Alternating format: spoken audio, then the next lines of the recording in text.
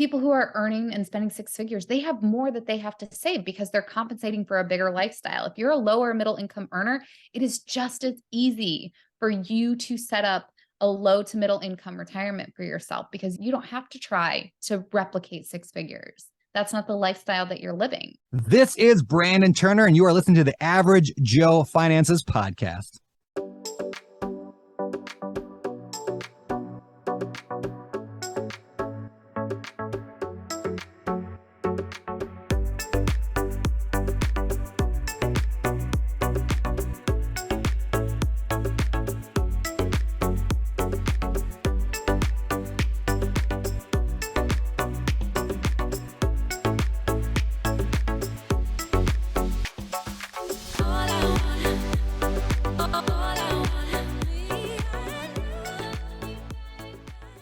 If you're watching this on YouTube, make sure you smash the like and subscribe buttons.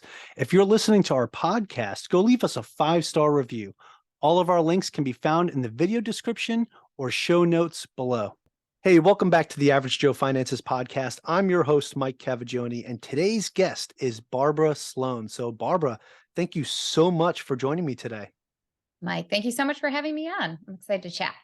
Absolutely. Hey, this episode is going to be a little bit different for what we're talking about. It's not going to be specifically like down the real estate rabbit hole. We're going to talk about different ways people are making money in the service industry, particularly people that survive off of getting tipped, right? Getting tipping. And you wrote a book about that. So I'm pretty excited, but we're going to talk about that a little bit too. But I want to start this off so the audience can get to know you a little bit better. This is the way we start every episode, right? So we want to get to know you. So Barbara, if you could tell us a little bit about yourself, go into your background, share your story. Who is Barbara Sloan?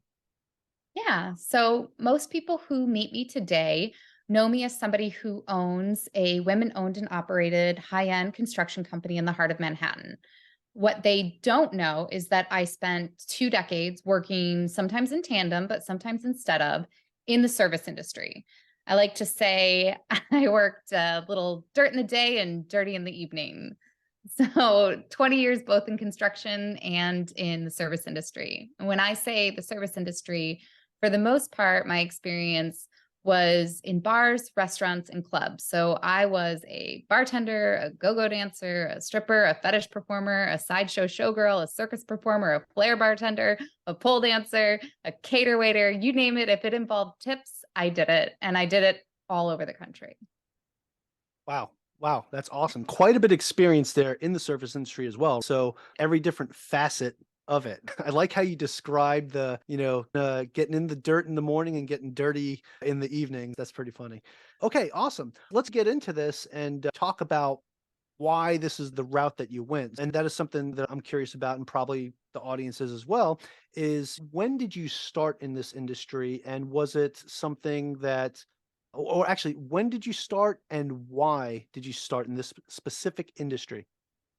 I would say my first exposure to tipping and kind of a service industry job was probably at 10. I was a paper girl. And so I had a couple of blocks. I lived in a suburb outside of Detroit, and I would just sling a bunch of papers over my back, and I worked a couple of blocks. And I remember around the holidays getting thrown like some singles and $5. And at 10, that was huge money. I felt super rich. I loved it.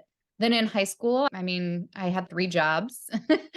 One of them was working at an A&W, which I'm not sure if people know, but it's like a car hop style roller skating waitress serving hot dogs and root beer. I was in the Midwest. And so I did some stuff during high school. And then when I was 20, I moved out to California. And that's really where I started full time in the service industry. And I started by responding to Craigslist ads for anything that paid cash. And so this started with some really random side gigs, some catering gigs, and it went from there. I fell in love with the industry. I liked the schedule flexibility. I liked going to the beach on a random Tuesday. I liked the quick access to cash. I loved the camaraderie of the girls. I'm also queer. And so one of the things I loved about the service industry was that it's like the one industry where you're celebrated to be yourself and a little bit extra. And so I loved that I got to be exactly who I was at all times. And I've always had that entertainment side to me where I like to raise the energy of wherever I am, whether it's a bar or a house party or a club. And yeah, I really connected with the work. I found a real art and craft to it, and it really worked for me. Okay, fantastic. I appreciate that answer. One of the things we had some topics that we were going to discuss today, and one of them is how service industry professionals are left out of wealth building. So, can you talk to me a little bit about that? Why do you think that service industry professionals are left out when it comes to wealth building and just being able to build up passive income and things like that? Yeah. So I'll say one of the first aha moments came to me in 2013. I moved to New York City with my wife. We had $700 in our pocket and I got two jobs. I got one job working at Coyote Ugly, which I'm not sure if people know the movie, but basically you sing and dance on the bar, you beat your patrons, you get girls to take their bras off. It's a saucy fun time. And then I was working days on Wall Street for an unregulated market. So it was part trading floor, part independent sales organization, loan sharking essentially. And so after a couple months of seeing some really horrible stuff and our third trader getting shipped off to rehab, I was like, I cannot do financial services. This is way too toxic. I'm going back to bars and construction. So I got a job at a construction company. It's actually the construction company that I now own.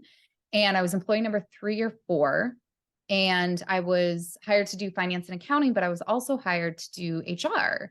I had never had HR before, so I had no idea what they did. I had no idea what a 401k was, a paid time off policy, FSA. I'd maybe had health insurance once before.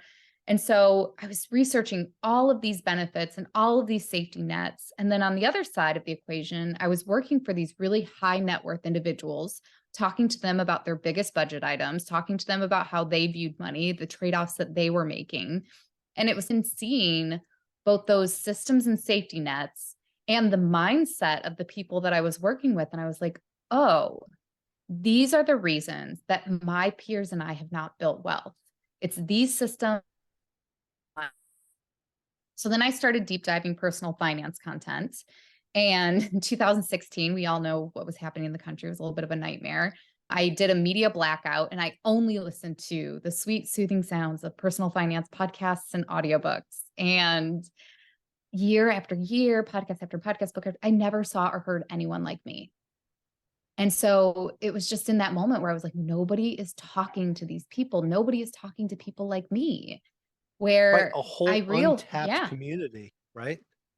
yeah. There's more than 5.5 million people working on tips in the US. It is the second largest employment sector in the United States. And so to see that we were left out of the financial conversation, we're left out of the most basic of employer benefits. And then the only time we do see financial services is in this really predatory way. It's just somebody's got to do something. Somebody needs to start talking to these people. Yeah, no, that's great. So again, you were able to recluse yourself during that time frame and just cut everything else off and focus on your personal finances, right? By listening to all these different podcasts. I'm sure you were watching YouTube channels as well.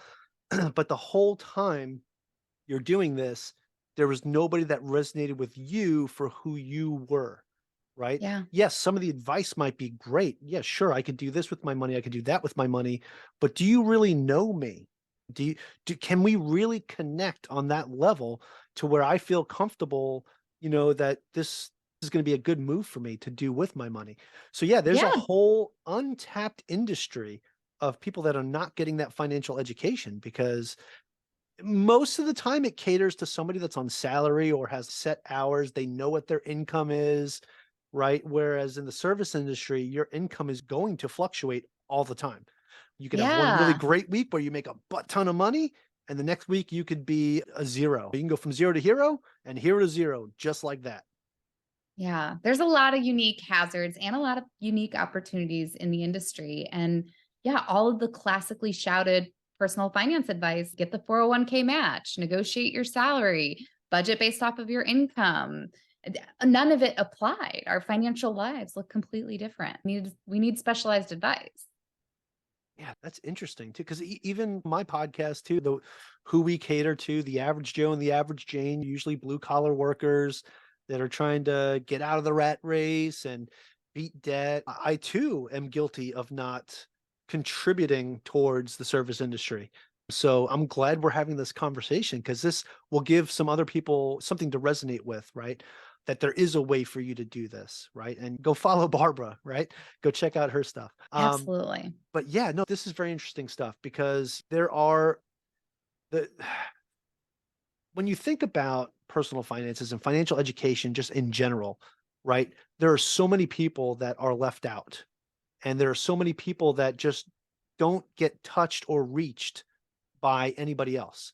So I'm hoping that this can reach an audience that may not have been touched by this podcast before, that may not have felt they had a voice or anything like that. So it's great for everybody to have someone they can relate to and feel like, hey, I can see myself in this person. Yeah. I think we People that all they could learn look from up to. story. Yeah, Absolutely. totally. Yeah. Okay, let's go a little bit into it then and talk about what that looks like, the financial life of somebody in the service industry, right? I had mentioned how you go from zero to hero and hero to zero, right? You have this fluctuating income. So, how does somebody that is in that particular industry able to make themselves a proper spending plan or budget to make life a little bit easier for themselves and to maybe start building that nest egg for the future for retirement?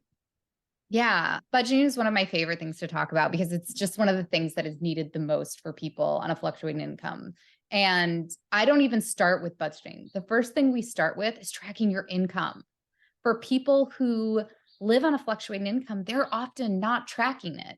And people can vilify them and say, oh, why not? But for the most part, most people aren't tracking their expenses.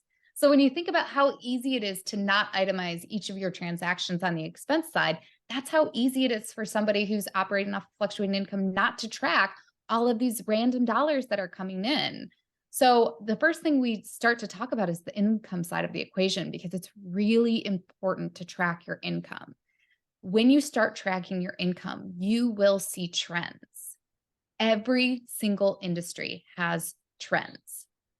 I'm married to somebody who does corporate finance for a living, and we nerd out on this money stuff all the time. And I always say that people in the service industry, you're an entrepreneur, you are running your own little business. And having a fluctuating income in the service industry is very similar to owning a business. You're never going to have the same 2 months of income ever. And so you have to act like a business. And what do businesses do? They look for trends, they set targets, and then they look back to see if they hit those targets and where they need to make adjustments. And when you're operating on a fluctuating income, you need to do the exact same thing. And you need to look at it at a micro level. So you're going to start by tracking your income. You're going to look for those trends. If you're in the service industry, if you're in a club environment, when I was dancing, summers are really slow. Sporting events are really slow. If you're a waitress or a bartender who has access to a section on a patio, your summers are going to be busy.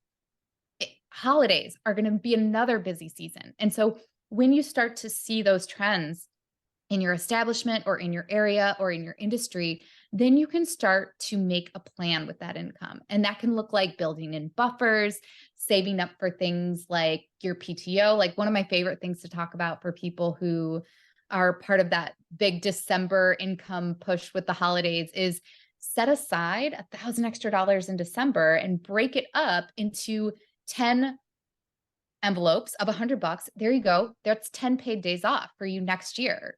Most Americans have an average of 20 paid days off every year. That's like a working month. Can you imagine if you didn't have any of those days, how easy it would be for you to burn out or not take care of your health or your dentist or maintenance on your home or all of these other things because you don't have access to paid time off? And even if you're in a state where you're required to give paid time off, you don't actually see it if you're in the service industry because people who work in the service industry are held to a totally different sub minimum wage, which is $2.13 an hour. So if you have a paid day off, we're talking 8 hours times 213, which is like $17. And then we're also saying that a portion of your tips are claimed automatically throughout that week. Taxes eat that $17, and cash flow wise, you never experience a paid day off. And so that's just not a reality for people in this industry is paid time off, but you have to build it yourself. And that's one of the ways that I like to do is like when you find those trends of when you have excess or more income coming in, you can start to put some of these systems in place, like a paid time off policy, maybe some insurances, maybe we can start talking about retirement planning and investing. So tracking your income is the most important piece for planning. The other reason that tracking your income is really important is because your income is what qualifies you for benefits. So something like unemployment, like when COVID happened, people in the service industry, the only reason they received any money if they weren't claiming their tips was because of the booster. The other thing that is the biggest financial safety net in the United States, Social Security. So Social Security was created because people were falling between the cracks of a 401k and pension. And the only people that still fall through that crack are people who work in the service industry, because oftentimes they're not tracking their income, which means that they're not claiming their income, which means that they aren't on the receiving end of that partial income replacement plan. So They're not contributing at that point because it's not, while they are like whatever this minimum that comes out of that $2.13 per hour, but that is not going to be something that's livable in your 60s and 70s. It's just not. And so part of the research when I was writing my book was digging into the economics of the people who are in this industry. And I found that currently retired service industry professionals rely solely on Social Security, which is terrifying when you think about the fact that the average Social Security payout in 2020 was less than $20,000. And that's for people who claim their income in full. So if you can't imagine living off of $10,000 a year, you're in real trouble. So claiming and tracking your income is a big part of the beginning conversation. And then we can get more into budgeting as well and how you can do that. But to me, a big part of the conversation has to be focused on income. Yeah, no, definitely appreciate that, Barbara, because the more you were talking, I was sitting here taking some notes and thinking about it. One of the biggest things that we talk about when it comes to building up a budget or a spending plan is itemizing those expenses, where in the service industry, you also have to itemize that income because it's never going to be the same. And I like how you talk about treat it like a business, set these targets. This is how much you want to make this month. This is how much you want to have that's spending. This is how much you want to have put to the side for your expenses and et cetera, et cetera. And then also another piece of that too, building up that emergency fund. You were talking about how not even just an emergency fund, but also like a paid time off, right? You're like, hey, you take this extra, $1,000 and break it up into 10 different envelopes. That's 10 days off right there, right? If you're making averaging $100 a day. So that's super important when you think about it, because you're right. You're not going to get that paid time off, because if you do, you're getting the 8 hours of $16, right? And then it's getting taxed anyway. And what does that even do for you? Right? Because those days that you take off, you're not getting tips, you're not getting anything else, right? So it's not like that comes with it. So you have to fend for yourself. But the thing is, there is a lot of lucrative opportunity for people in the service industry as well, I think personally, because when you have those bigger days of bigger income because you had really great tips or anything like that, or during your busy season, that's more money that you can put away or put into something that will continuously pay you, like real estate or other investments that will pay you, or even something that you want to hold on to into the future and eventually sell, different securities and things like that. So what would you say for somebody that's, hey, I want to stay in the service industry my entire life. I love it. I love entertaining. I love being a host or hostess. And this is what I want to do because this is my passion. And I want to do this until I'm able to comfortably retire. What would you say to somebody like that's the route they want to go? How would they get there? Yeah, I love this question because during the research for the book and everything, the only time I came across people, I interviewed hundreds of SIPs. And the only time I talked to people who had sought out financial advice, the advice that they received was to get out of the industry. And I'm just like, that is terrible advice. We are taking people who are this close to finally getting some good advice that they can model and take back and share with their peers, and we're shipping them off to other industries without exploring environmental controls, financial systems, or other things that they can implement prior to abandoning a career they may enjoy. So I love that you're asking this because it's totally possible to have a career in this industry and to retire comfortably. The first thing I always like to talk about to give people hope is that when you're a lower earner, you need to save and invest for a 6-figure retirement.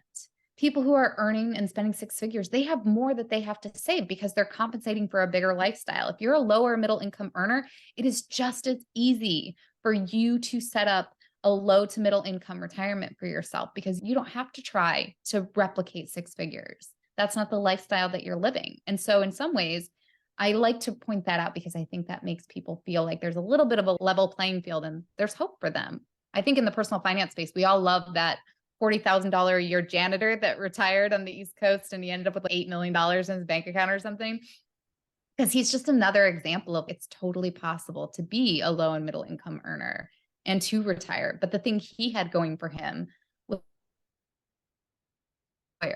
those systems for people in this industry, we have to replicate ourselves. So when we're talking about investing, people don't have access to quote unquote a retirement account. And the only reasons things are called retirement accounts in the first place is because they're tax advantaged and they have that separate set of rules. But you can retire out of a brokerage account. You can retire out of a high yield savings account. You can retire out of a IRA. So I think a lot of people in this industry don't know that you can set up your own retirement accounts, call them whatever you want. They're your retirement accounts. They may not be as tax advantaged, but on the other side of it, there's also other perks. You have quicker access to it if you need to. You could retire before you hit traditional retirement age. So I like to encourage people that they have a lot of options for retirement staying in this industry. It's totally possible. The first thing I always tell people to put in place is an emergency fund. When you are in this industry, there is a power imbalance. You are waiting on somebody that you don't know. They are your miniature boss for an hour or whatever, and they're your new boss and you have to train them. But there's that power imbalance. And so if you don't have an emergency fund or some savings set aside, then you become totally reliant on a singular person's tip. And that can put you in some really unsafe and unwelcome environments. And so one of the things, and this is the other thing I like to point out to people in the service industry, is that everyone has to save for their emergency fund. That is not a benefit that you're missing out on by being in this industry. We all start from zero there too. But it's more important for you in this industry as well, because you are put in those situations where you need to keep yourself safe and make sure that you're not saying yes to requests that you would rather say no to. So that's one of the first things we put in place as well. Yeah, no, that's great. Yeah, everybody should have an emergency fund, but it's more important in this particular industry. Yeah, for sure. Okay. Now, what do you see are like the common, I guess, hazards or things that people see in this industry that kind of sabotage their financial goals? Environment is probably the first one. I'm in construction as well. And there's an organization in construction called OSHA. And OSHA is designed to help workers prevent workplace injuries and workplace deaths. And what they did was something really unique at the time. They trained the workforce and they changed the industry from within. And so to me, that's the same thing I'm trying to do, is to talk to the workers and change the industry from within. But you have to start with environment. Every workplace has hazards. You just have to get trained on them. On their hazards. This is an industry that doesn't train its workers on the hazards. So some of the hazards that are included in this industry are your guests. The people you are waiting on are a hazard. They can chip at your confidence, right? Like, how many times have people in the industry heard, what's your real job? What else are you doing? What's next after this, right? They will chip away at your confidence if you don't protect your energy, protect yourself from them. Another hazard in the industry, alcohol, substances. You're in an environment that is exposed to constant alcohol and substance use. And so you need to remember that's just not everybody's lifestyle at all times. You're just constantly exposed to it. So you need to be aware of the fact that's going to be in your environment at all times. The other thing can be health, wellness. Like, I can't tell you how many shifts I worked where I didn't go to the bathroom. I didn't drink any water. I didn't get a good night's rest because I stayed out late having a good time after my previous shift. So those are some of the most common hazards that I see. I also see, with that lack of financial literacy, a lot of people don't have some of these rules of thumb as far as what they're spending their money on after a shift. So we all talk in the personal finance space about the cost of working. In this industry, there's a cost to winding down after a shift. You leave a shift more energized than when you started. right? You had some big rushes. You didn't get to talk to your fellow workers because you were so busy. And now you just want to go and burn off some steam and have a few drinks and order some queso dip. And there you just spent 50% of what you just made. It exited your life moments after it entered it. And yeah, so those are some of the bigger hazards that I see. Yeah, that could be dangerous right there. Oh man, I worked so hard. I'm going to go out. I earned this. You tell yourself in your head, I earned this. I'm going to YOLO, spend this Yeah. money because I earned this. Yeah. And when you walk out of a shift, yeah. you have to remember you are walking out with gross numbers because you're a business owner now, right? You're Yep. walking out with gross numbers. Whereas 9 to 5 Jason, who's rolling up to the bar, he's dealing with net numbers. Your money is not the same. So it's very important to keep some of those things in mind. Yeah, absolutely. I'm really glad you pointed that out too, because I feel like, and this could be anybody in any situation that you have a hard day at work. You're like, oh, I need to go blow off some steam or whatever. But again, the difference is, like you said, the 9 to 5 person's coming in with those net numbers. You're coming in with those gross numbers, and like literally, you're spending the money that you just earned that day, literally an hour ago, and you just used half of it because you felt super energized for having such an awesome day, and you're like, yeah, I earned this. Again, yeah, that could be a mindset that could be really tough to break. So actually, I want to ask you about that too, because I know mindset has to be a big piece of this. So how does somebody in this service industry have the right mindset to not do those things and to discipline themselves to not YOLO their money away when they had a great day? Yeah. So there's 2 approaches to self-care, right? There's proactive and there's reactive. And the reason that I love talking about proactive self-care is because a lot of proactive self-care leads to an abundance mindset. One of my favorite things to help people who are in the service industry is to talk about meditation. I love meditation, not because it's woo-woo, not because it's mindfulness. Meditation does 2 things for people in the industry. One, it teaches you patience, and you need patience. That is a tool in your toolbox in this industry. That is a resource that you need in order to be successful. The second thing it does is it allows you to interrupt your thought process. Oh, I'm having a bad day. I don't really feel great. Maybe I'll take the first cut position instead of staying for my entire shift, right? Where if you can learn to interrupt some of those negative talks or interrupt some of your guests' negative talk, get over the hurdle of maybe a bad table or a bad guest experience, then you can get yourself back in the game. Meditation is one of those proactive self-care things that I like to talk to people about who work in the service industry. There are other ways that you can build an abundance mindset, and you need an abundance mindset in this industry. I have 4 strategies that I like to recommend because they're free. And I love starting with mindset work. That's my favorite price, by the way, free. Yes. Yeah. I love starting with mindset work because if you're somebody who can't make some of those big financial shifts right away, you can work on the mindset stuff. You have the resources to work on the mindset stuff. So my first favorite thing to do for mindset is mantras.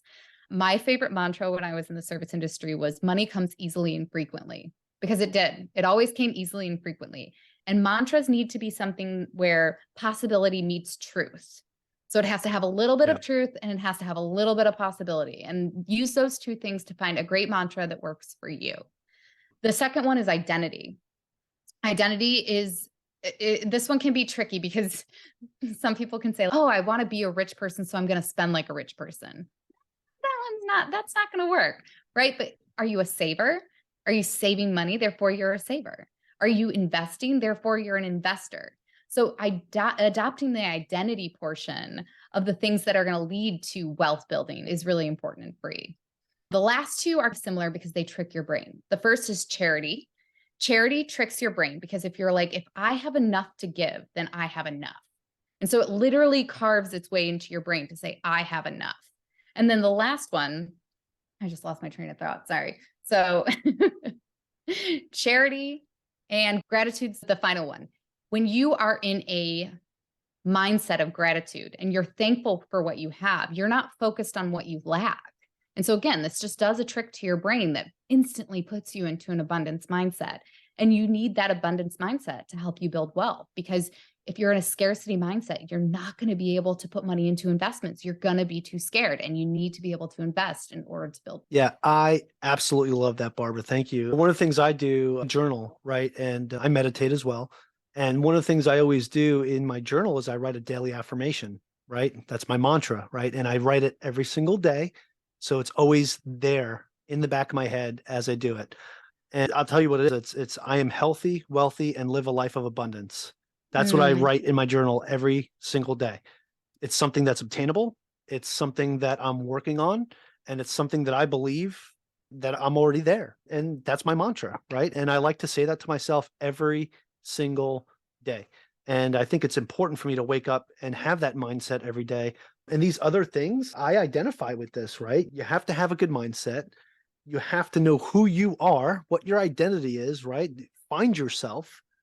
And charity, giving back, I love giving back. It's one of the reasons why I do this podcast too. This is just another way for me to give back to other people and help show them that you can do this too. And of course, gratitude. I'm super grateful, even that we get to have this conversation. The people that I get to meet through this podcast is just absolutely amazing. So these 4 tenets that you have here are absolutely amazing. I love it, and I just want to point that out. thank you. That's awesome. Yeah, I love Awesome. them too. I love mindset stuff. It's so fun. It's so good. Mindset is the most important thing, right? In anything that you do. But when it comes to your finances, that's the first thing you need to fix. And the first thing you need to change is your mindset, right? Because as you were describing earlier, you could sit and yeah, you might not be itemizing your expenses or your income. And you might not just be disciplined enough to do that yet. And how do you get yourself there? By changing your mindset, changing how you think, changing how you operate. There'll be a day when you keep working on yourself and working on yourself that you're going to have that rough day at work or that really great day. And you're going to say, okay, I'm going to go wind down now. Actually, you know what? Today was a good day. I'm going to go back home, get a good night's sleep, and get recharged for tomorrow. That's when you know you've made that change, right? Because now you're focusing more on your health. You're focusing more now on everything else that you're doing, which comes back to your health, because your financial health will affect your physical health. So, and a lot of people don't realize that, I don't think. Yeah. And that's proactive healthcare, or the proactive self-care is getting that Right. good night's sleep. When And you make that shift from reactive to proactive, that's when you change your mindset.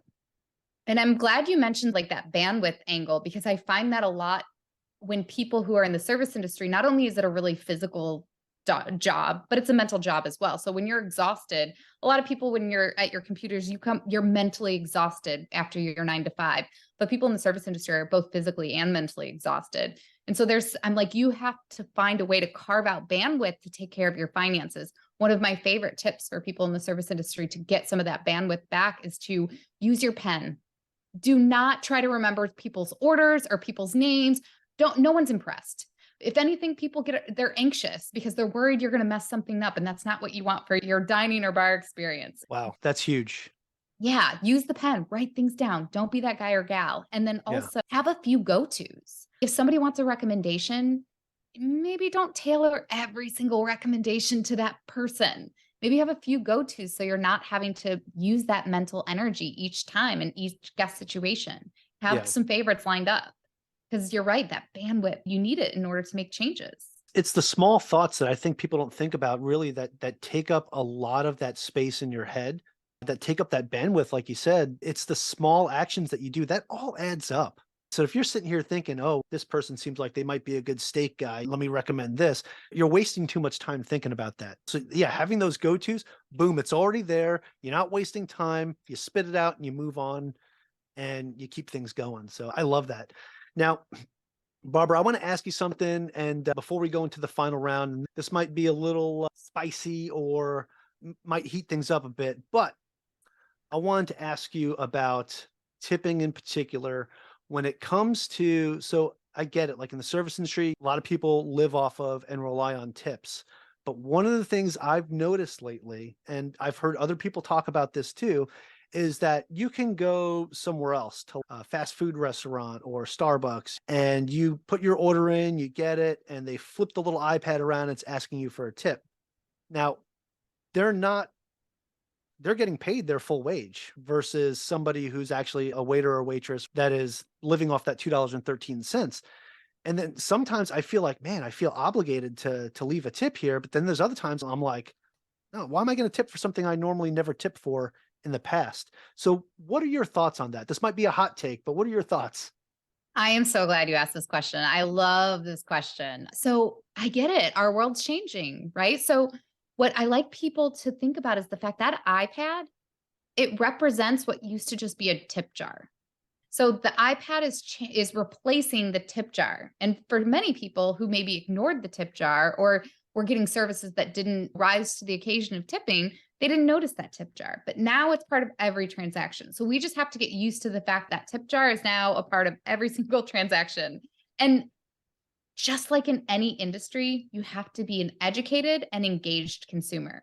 I like to say, tip on service, not on product. Let's say you're at that coffee shop and you're getting a latte and that person is putting a foam cat face on your latte and they're risking burning themselves. Yes, they are making not the $2.13 sub minimum wage. They're making the regular $7.25 minimum wage, but that's still hard to live on. So if you felt like you That's got, very fair. if you felt like you got great service and this person risked burning themselves for you, maybe throw them a buck. But don't feel the need to tip 30% on that just because that's what the prompts are. Those prompts sometimes are preloaded. Sometimes they're for the optionality of something else that maybe that establishment offers. Like I always give the reference of a bakery, right? If somebody ordered a customized birthday cake and that baker nailed it, they got the exact cake that your 6-year-old was dreaming of, then that's the occasion where you're going to tip above and beyond. So in some of these establishments, you're like, why is this even being asked of me? Why do I even have the optionality? It's usually because they offer a lot of different services, and some of those services have the option of tipping. So if you are an engaged consumer, then you know, I got a packaged water and a packaged sandwich. I can hit no tip with confidence and walk out of this place with my head held high because I know that this person is paid their regular minimum wage and I didn't get a service. Where I think it's causing a lot of like tipping fatigue. And so people are getting a little angry and it's rising to the occasion of we need to do away with tipping altogether. That's why I asked this question. Because I hear people talking about this all the time. And that's why maybe that's what it is. It's this tipping fatigue now. Because the way I look at it is you have these restaurants and stuff that are basically hiring people and paying them a non-livable wage. Even if they were paying them minimum wage, it's non-livable, and expecting the consumer to be the person to offset that and pay this person's living expenses. That's just the different discussions that I've been, and you see it every day. Like, how can you feel like $2.13 as like a retainer or whatever is even legit? Because what happens if that individual just had crappy people all day that didn't leave any tips, and now they just worked this full day of 8 hours and they made $16 freaking dollars? Like, what? Or they made a couple tips, so they made $30 for putting in a full 8 hours of really busting their butt. Is this where we really are? Because you look at countries overseas too, like in Europe, like they don't tip over there. Japan, they don't tip. There's like because 4 they countries. pay a better wage to those people. Majority of countries do have tipping culture. There are a few countries in Europe that really like to point out that they don't have tipping, in Australia and Japan, but majority of other countries do have a tipping culture, and over 1/3 have a tipping culture of over 10%. So I always like to talk a little bit about the history of tipping. So tipping came over and was popularized post-slavery. So what happened was formerly enslaved people went out into the workforce, and most of them got jobs in restaurants and on the railroads.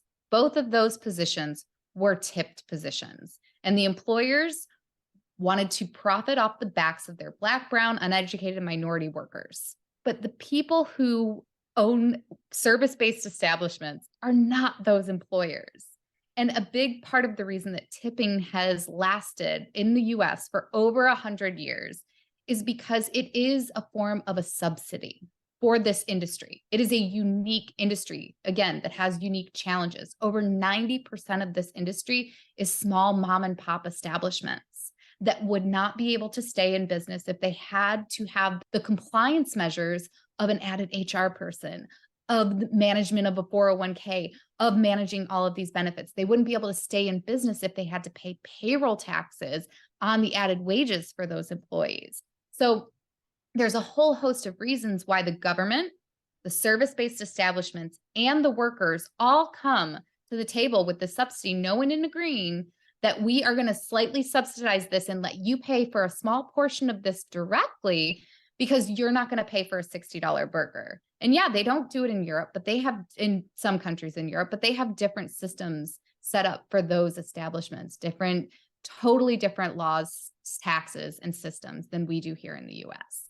And so there's restaurant groups here in New York City that have tried to do away with tipping. Danny Meyer's, one of the most famous restaurant groups, tried to do away with tipping, just went back to tipping because not only is it what works best for the business, but it's what the employees want and what customers want. No, $2.13 is not an appropriate subminimum wage. In fact, I think we need to do away with this. I have a whole policy wish list, but that doesn't mean that tipping is going to go away. It's an important part of this industry. You're getting a unique guest experience.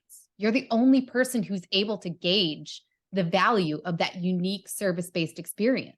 And so you have to be a part of that experience by offering your tip as a portion of their compensation. Wow. Thank you so much for that, for sharing that. That was Sorry. much better than I expected that answer to be, because I found myself even saying that too. Why am I tipping for something I've never had to tip before? And it's not something you think about too much, right? You go get that latte from Starbucks, right? And somebody took the time to make sure your milk was frothed properly and everything looks nice and nice presentation. And you're just like, oh yeah, whatever. It's a $2, no, it's Starbucks. It's like a $10 coffee. Seriously.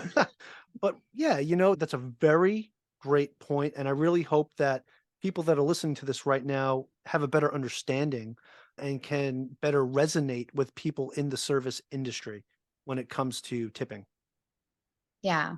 And I think the other thing is that tipping is only found in luxury service-based establishments. There's no tipping involved in places like grocery stores. So if you don't have the budget or means to tip, there's a lot of other things that you can do. You can have a picnic, you can have a potluck. You do not need to go to a service-based establishment and maybe force somebody to work without a portion of their wages, because the thing is that also a lot of these positions have support positions. So if you're a waitress, for instance, if somebody doesn't tip you, you still have to tip out your busboy. You still have to tip out your bartender. They still have to tip out their bar back. And so not tipping is not an option in a luxury experience. And so part of that is that as people get older and as people get more money, we have to be engaging and teaching people how to use luxury services. If you walk into a spot for the first time, you might not know how to act or what the rules of engagement are, and you might need to learn, oh, okay, I get a robe or whatever the rules are for each industry. And the service industry and luxury and tipping, it's something that people just sometimes need to be educated on. Yeah, no, definitely appreciate that. Okay, so Barbara, I want to transition this now into something that I call the final round. It's where I'm going to ask you the same 4 questions that I ask everybody that comes on this show and get a good idea of where your mindset is when you're put under a little bit of pressure. But I think we know where that's at because you're going to crush this. You ready to go? Let's do it. Let's do it. Okay, so Barbara, spending over 20 years in the service industry, I'm sure you've had a lot of ups and downs when it came to your finances and figuring out the right way to make this work, especially as you were coming together to write this book. What would you say is the biggest mistake you've ever made in your finances? When I was 19, my father passed away, and the house that I grew up in was sold against my wishes. So I wrote a letter to the homeowners asking if I could buy it from them. And a week later, I got a response, and I bought the house for twice the price that the previous owners paid only months prior, 100% financed. And then I proceeded to take out 10 credit cards and max them out to renovate the house myself at 19.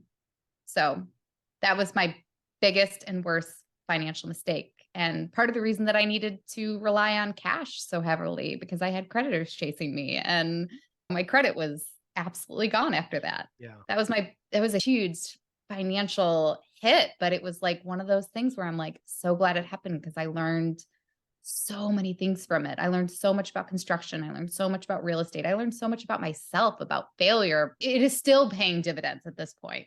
It was the worst paper mistake, but the best thing that ever happened to me. Great. Awesome. Thank you for your transparency with that. Okay. The next question, Barbara, ties into that one. These all kind of tie into each other. But what is something that you've learned that you wish you knew when you first got started? I'm sure everyone's answer is compound interest. So I'm not going to say compound interest. I would probably say I wish I knew all of the ways that people could report to your credit report. Like I didn't know the library could hit your credit report. I didn't know medical debt from other countries could hit your credit report. Like I feel like I tested the credit system's limits. So I wish I had learned more about that. Okay. Right on. Right on. Yeah. That's interesting. I didn't know that medical debt from other countries can actually hit your credit report. I think I've heard of the library can actually get you, but yeah, no, that's interesting. Okay. All right. So the next question, Barbara, and again, this one ties into the last as well. Do you have any tips or tricks? And we'll keep this service industry related, right? So do you have any tips or tricks that you would recommend to somebody that is just getting started out in that industry today? I would first tell them to pick up a copy of my book, but Of let's go, course. yeah, let's go back to the emergency fund. Absolutely. Industry is starting your emergency fund. And I always like to gamify it. So here's one little tip I'll give for people who are trying to save for an emergency fund. If you are in a service-based establishment, let's say you're a waitress and you have a 6-table section, take one of your tables and the tips from that table are always going into your emergency fund until it's full. So make it a little bit of a game. And I guarantee you that you will treat that table so much differently because that table is literally saving your butt. If you're a bartender, pick up a couple of stools. That's your saving section. If you're a dancer, pick a guy with a certain shirt color or a bill type, but make it fun and enjoyable so that you can get that safety net in place for yourself. Wow. That is fantastic. That is fantastic. All right. Awesome. Now, I will preface this last question with besides your own, but do you have a favorite business, investing, or real estate related book or podcast or both? My first 2 favorite podcasts that I started listening to was So Money by Farnoosh Torabi and Afford Anything by Paula Pant. I'm reading a book right now called The Perfectionist's Guide to Losing Control. It's so good. It's just, oh man, I see myself so much in that. If you at all identify as slightly a perfectionist, pick yourself up a copy of that book because gosh, even like her explanation of the difference between feelings and intuition, worth it just in that. Such a good book. Awesome. Awesome. Thank you for those recommendations. I wrote them down because I don't think I had any of those on my list and they're getting added in. Okay, Barbara. So that is it for the final round. However, I do have one more question for you. And this is the most important question of this interview because this was a different kind of episode for us, right?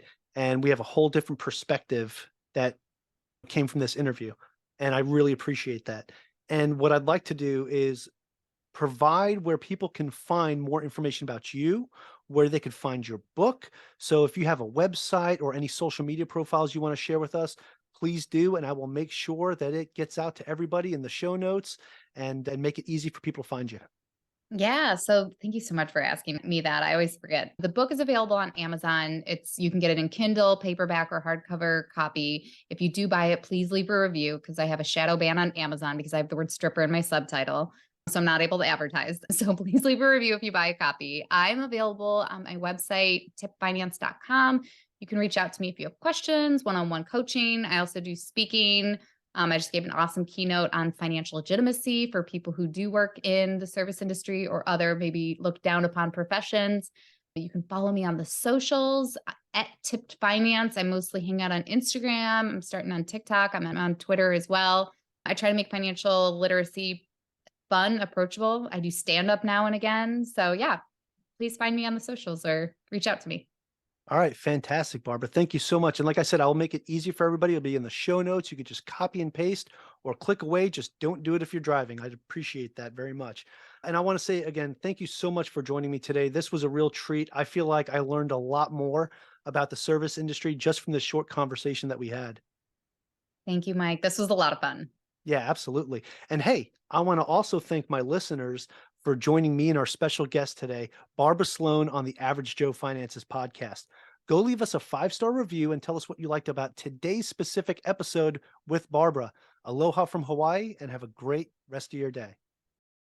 Thank you for making it to the end of this episode. Greatly appreciate you being here with me today on the Average Joe Finances podcast. If you haven't done so yet, make this the episode that you go leave us a 5-star rating or subscribe to our YouTube channel. The Average Joe Finances podcast is for informational and entertainment purposes only. Have an outstanding day.